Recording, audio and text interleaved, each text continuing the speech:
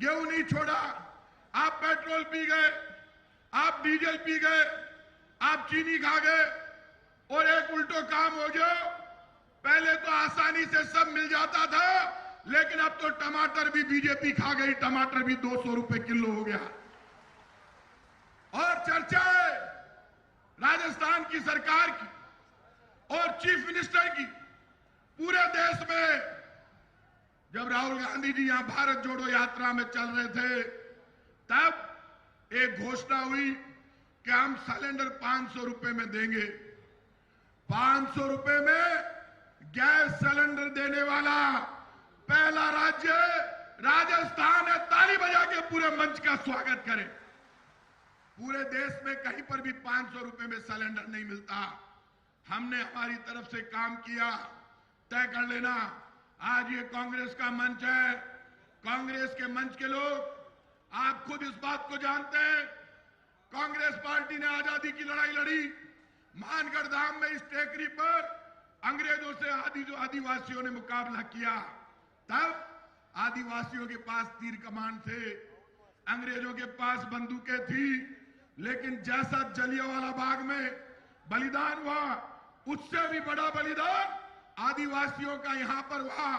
अंग्रेजों को भागना पड़ा, देश आजाद हो गया। लेकिन देश की आजादी के बाद इस क्षेत्र में जितना भी विकास हुआ, जितना भी अधिकार और हक मिला, वो अधिकार कांग्रेस पार्टी ने आदिवासियों को दिया। आदिवासी हमारी शान है, हमारा गौरव है, और आप खुद इस बात को जानते हैं।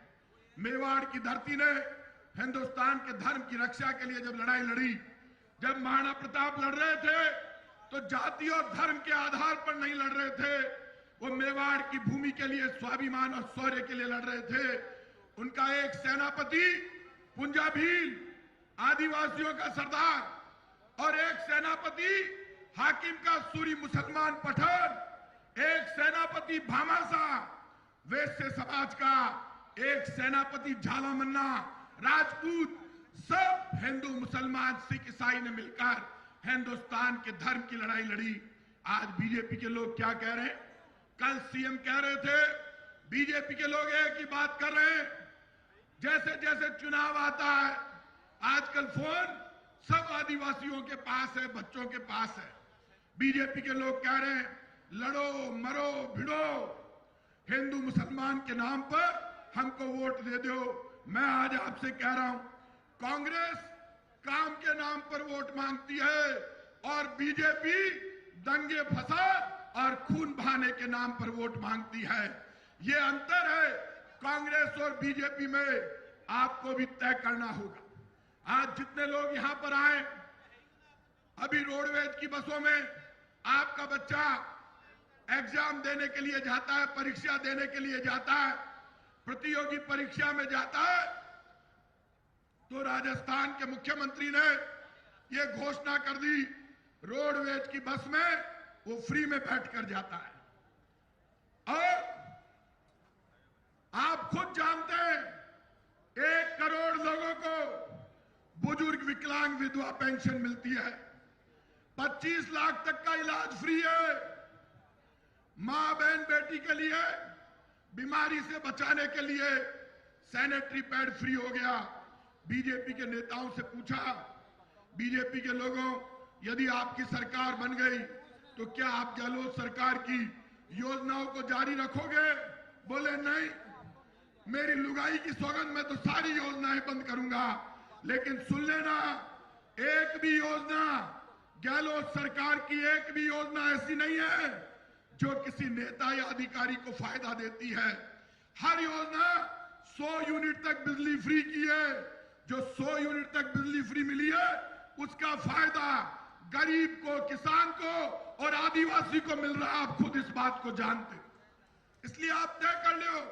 जो लोग अभी बीजेपी के लोगों ने कहा, ये मुख्यमंत्री जी बैठे आपके सामने, इनके पांव में लगी हुई है। मैंने बीजेपी के नेताओं का इतना स्तर गिर गया।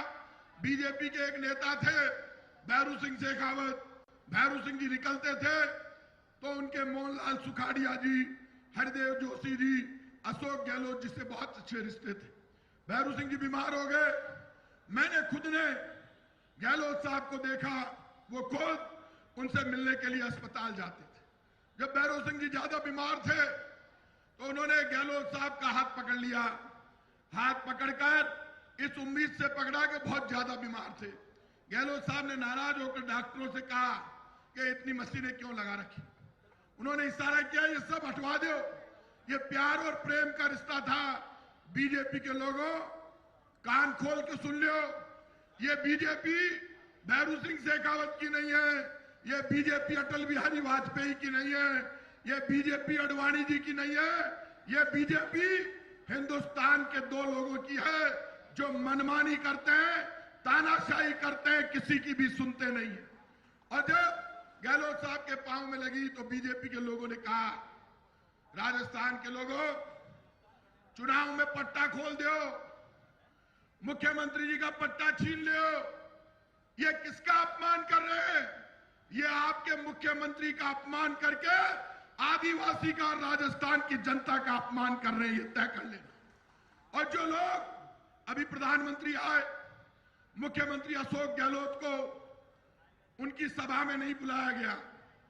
पहली बार ऐसा हुआ है जब प्रधानमंत्री राजस्थान में आए और मुख्यमंत्री को नहीं बुलाया जाए।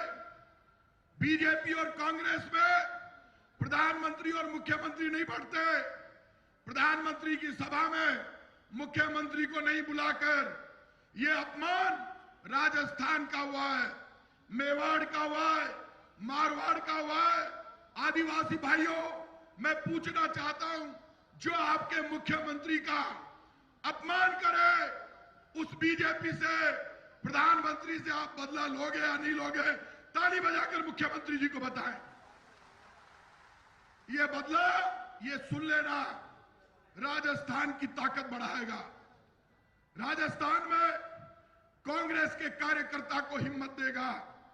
पिछली बार जब चुनाव हुआ तो मुझे मालवीय जी ने बताया कि यहां पर हमारी सीटें कम आई, कांग्रेस कम जीती और बीजेपी को फायदा हुआ।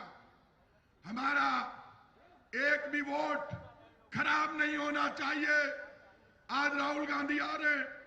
राहुल गांधी के लिए जब कर्नाटक का चुनाव हो रहा था, उससे पहले बीजेपी के लोगों ने राहुल गांधी की लोकसभा की सदस्यता छीन ली और राहुल गांधी का मकान छीन लिया। प्रधानमंत्री जी ने कहा, बजरंगबली आएंगे और बीजेपी के निशान का बटन दबाएंगे। बजरंगबली कर्नाटक में नीचे उतरे, लेकिन राहुल गांधी का हाथ पकड़कर, हाथ के निशान का बटन दबाकर और बीजेपी का मकान, दुकान और कार्यालय सब खाली करा लिया और कर्नाटक में कांग्रेस जीत गई। ये इतना बड़ा फैसला आप सुन लो। राम हमारे साथ, बजरंगबली हमारे साथ। राम और रहीम में झगड़ा नहीं है, झगड़ा वोट का है। हर आदिवासी को समझना पड़ेगा। इस मंच पर आदिवासी भी बैठा है, हिंदू, मुसलमान, सिख, ईसाई, फारसी, जैन, बौद्ध सब बैठे हैं।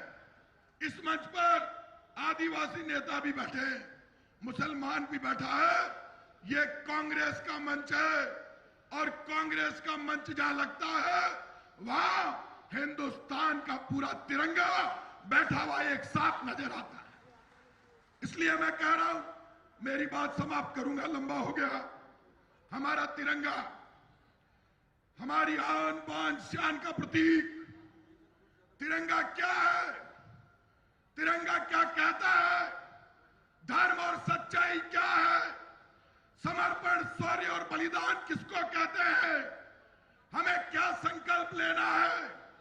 यह मेवाड़ की धरती जो आन बान और शान का संदेश देती है।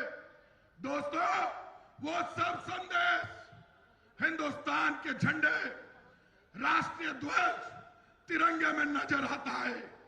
तिरंगे में सबसे ऊपर केसरिया रंग है। यह केसरिया जो हमारे किलों पर, हमारे मंदिर पर, हमारे घर में पर लगता है, यह स्वाभिमान, शौर्य और बलिदान का प्रतीक है। तिरंगे में फिर सफेद रंग है जो अहिंसा और शांति का संदेश देता है, फिर हरियाली और विकास का संदेश देता है, और बीच में चक्र मेरे तिरंगे को, मेरे हिंदुस्तान को दुनिया में सबसे आगे लेकर जाता है। इसलिए इसका मंच है। मैं आप सब लोगों से कहता हूं,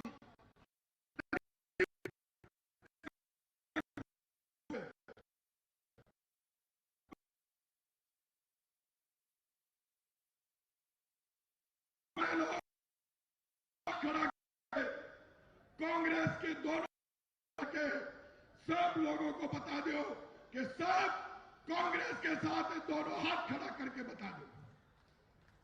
सब लोगों ने दोनों हाथ खड़े किए हैं। एक ही बात कहूंगा कि रघुकुल रीत सदा चली आई, प्राण जाए पर वचन जाए।